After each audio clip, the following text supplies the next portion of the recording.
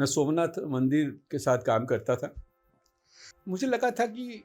वहाँ पे मंदिर के बाहर सामने जो सरदार की प्रतिमा है वो थोड़ी ठीक नहीं, उसे अच्छी बना कर के कहीं दूसरी जगह पे रखनी चाहिए, कोई विशेष रूप से प्लाजा बना के। तो ऐसी कुछ बात मेरी नरेंद्र भाई से हुई, तो उन्होंने कहा कि हर्षद भाई, सरदार पटेल के बारे में आप क्या जानते हो, आपने क्या पढ़ा है? और सरदार पटेल के बारे में जब बातें उन्होंने कही और उनके मन में जो सोच थी, जो सपना था, वो कहा कि हर्षद भाई, गुजरात में आप जो कहते हैं वहां पर नहीं,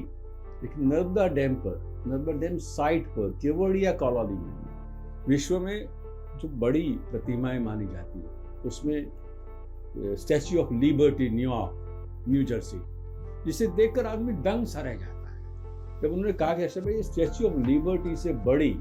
182 मीटर की सरदार की प्रतिमा बनाएंगे और वहाँ नर्मदा डैम साइट पर उसको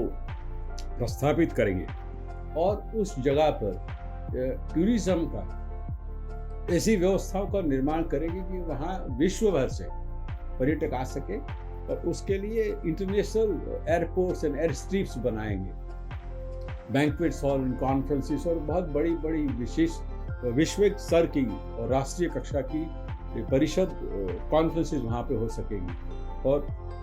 सरदार की इस प्रतिमा के साथ में सरदार के जीवन और कवन को अभिव्यक्त करती हुई जो शाम को जो लाइट एंड साउंड शो है, तो ऐसे प्रोजेक्ट के बारे में उन्होंने बहुत सारी बातें कही। अब ये बातें सुनने में तो अच्छी लगती थी, कुछ मन में शंकाएं रहती थी, कुछ सवाल रहते थे कि इसे कैसे पूरा हो सकता है, ये मुमकिन नहीं लगता था कि हो सकता है। ये भाजपा ने अभी कुछ नारा दिया था कि मोदी है तो मुमकिन है, माने ये तो नारा बाद में आया। अब उस समय पे उन्होंने ये सब बातें मुमकिन करके दिखाई, लेकिन इसकी वास्तविक रूप में जब एग्जीक्यूशन का पार्ट आया, समय आया, और तब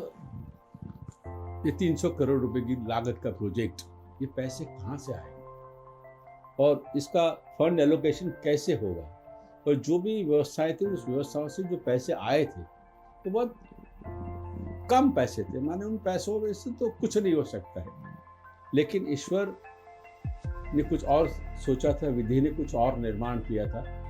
और ये नरेंद्र भाई का व्यक्तित्व था, ये इनके सपने थे या इनका नसीब था। कुछ सपनों को देखना, वो हमेशा कहते थे मैं खुली आंख से सपने देखता हूँ, सपनों को देखना, लेकिन उस सपनों को साकार करने के लिए शायद नसीब की देवी ने भी उनका हमेशा साथ दिया, उनको सहयोग दिया, और वो प्रधानमंत्री पद के उम्मीदवार हुए। भाजपा ने उनको प्रचार प्रसार के अध्यक्ष चुने और तुरंत ही उनको प्रधानमंत्री पद का उम्मीदवार घोषित किया, और इस देश के 2014 में प्रधानमंत्री बने। महात्मा मंदिर, महात्मा गांधी और आज़ादी की स्वर्ण जयंती सेलिब्रेशन और गुजरात, इस संदर्भ में महात्मा गांधी एक वैश्विक मानव, एक विचार, और उनके प्रति उनका मन में जो भाव और श्रद्धांजलि अभिव्यक्त करने का अवसर, और वो उस द्वारा एक ऐसी संपत्ति का निर्माण जो हमेशा हमेशा के लिए गुजरात में चिरंजीव रहे। तो गांधीनगर सचिवालय और विधानसभा क्षेत्र के सामने महात्मा मंदिर का निर्माण करने का निर्णय हुआ। अब कोई संपत्ति का निर्माण, कोई भवन का निर्माण, तो कोई मुख्यमंत्री कोई फाइल पे हुक्म करके, ऑर्डर करके, किसी को कॉन्ट्रैक्ट देके ये कर सकते हैं। नरेंद्र भाई से बात हुई तो उन्होंने कहा, हर्षद भाई, इसके निर्माण में जन भागीदारी हो, जन समूह का इसमें हिस्सा हो, और विशेष करके युवा और विशेष करके विद्यार्थी इसके साथ जुड़े, तो ऐसा लगता है कि गुजरात के हर गांव से या हर डिस्ट्रिक्ट से या हर तालुका से स्कूल के बच्चे बसेस में आए, अपने गांव से पानी लाएं, नदियों का मिट्टी ले आए, और उस मिट्टी से इसके फाउंडेशन में इसका उनका भी योगदान हो, और इसके बनाने में उनका कोई श्रम का भी योगदान हो, कि लोग श्रम करें, काम करें इसके लिए। और इस जन भागीदारी के इस प्रकार से इस स्वप्न को साकार किया जाए, इस भवन का निर्माण किया जाए, इन सुविधाओं का निर्माण किया जाए। मैंने उस हर संपत्ति भवन के निर्माण में जन भागीदारी, लोगों का श्रमदान, लोगों का योगदान, कार्यकर्ताओं का योगदान और एक जन आंदोलन इस विषय में कैसे बनाया जा सके, इस विषय में उनकी विशेषता बातें रही। अब प्रोजेक्ट तो तैयार हो गया, उसके कॉन्ट्रैक्टर भी तैयार हो गए और उनका अपॉइंटमेंट हो गया, उनको ऑर्डर्स इश्यू हो गए, लेकिन उसको इस समय अवधि में बनाकर उसका निर्माण कर लोकार्पण करना, ये लगता था पॉसिबल नहीं है। माने हर कॉन्ट्रैक्ट L&T जैसी कंपनी को उसका कॉन्ट्रैक्ट निर्माण कर दिया गया था, तो लगता था कि ये जो टारगेट, जो डेडलाइन दी गई है, ये इसमें समय में, इस समय अवधि में पूरा करना पॉसिबल नहीं लग रहा है। और जितने भी मजदूर या संपत्ति या साधन सामग्री लगाने के बाद में भी ये नहीं हो सकता है। लेकिन नरेंद्र भाई एक बात जो निर्णय कर लेते हैं, जो निश्चय करते हैं, और उस निर्णय को, उस निश्चय को कार्यान्वित करने के लिए जो भी साधन सामग्री, पैसा, मजदूर देने की आवश्यकता होती है, वो सब देते और पूरे वो खड़े रहते और वो उसका रिपोर्ट मांगते हैं और प्रतिदिन उनकी रिपोर्ट उनके पास जाती है। और इस संपत्ति का, ये महात्मा मंदिर, इस भवन का जो निर्माण किया है, उसकी जो व्यवस्थाएं हैं, व्यवस्थाएं, it is meeting the international standards and parameters of the world, having such an excellent conference hall, banquets, and विशेष करके महात्मा मंदिर जहाँ पे दांडी में एक नमक की चपटी उठा के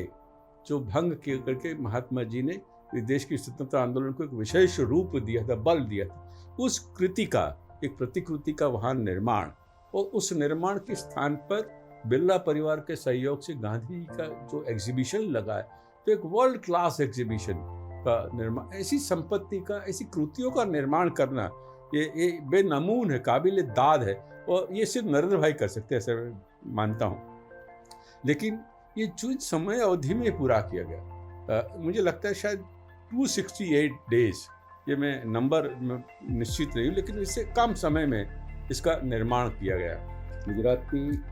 की स्वर्णिम जयंती की सेलिब्रेशंस का अवसर था, और इस विषय को कैसे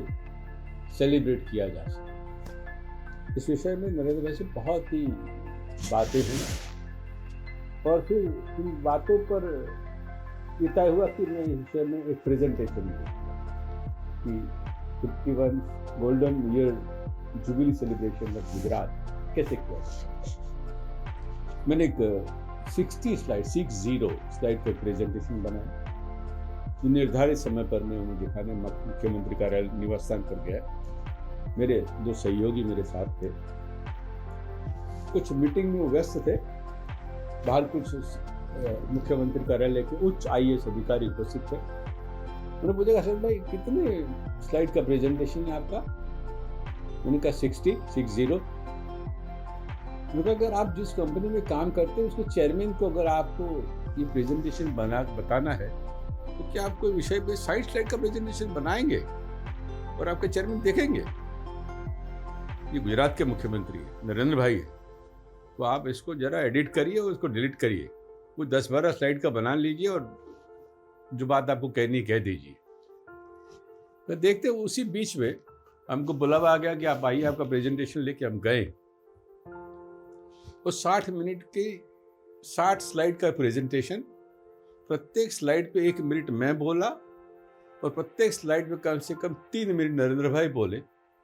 वही 4 घंटे तक ये मीटिंग चली। प्रेजेंटेशन के अंत में जब मैंने इनसे विनती की कि ये मेरे मन में जो विचार थे मैंने रखे आपके सामने, इसमें से आपको जो ठीक लगे वो आप करिए, जो आपको उचित नहीं लगे तो उसको आप डिलीट करिए, आप ना करें। उन्होंने बड़े प्रेम से मुझे कहा, और ये मुझे लगता है कि मेरे जीवन का और मेरे कॉरपोरेट नौकरी के कारकिर्दी का सर्वोच्च सम्मान और सर्वोच्च कॉम्प्लीमेंट और अभिनंदन या सर्टिफिकेट या प्रमाण पत्र था। उन्होंने कहा, हर्षद भाई ये बहुत ही professionally crafted and drafted presentation है, और आपकी विचारधारा और कार्यक्रम की विषय की विचारधारा बहुत ही अच्छे से गई है, और मेरा बस चले तो उनमें से मैं कुछ भी नहीं काटा, आपने जो कहा वो सब मैं करूँगा।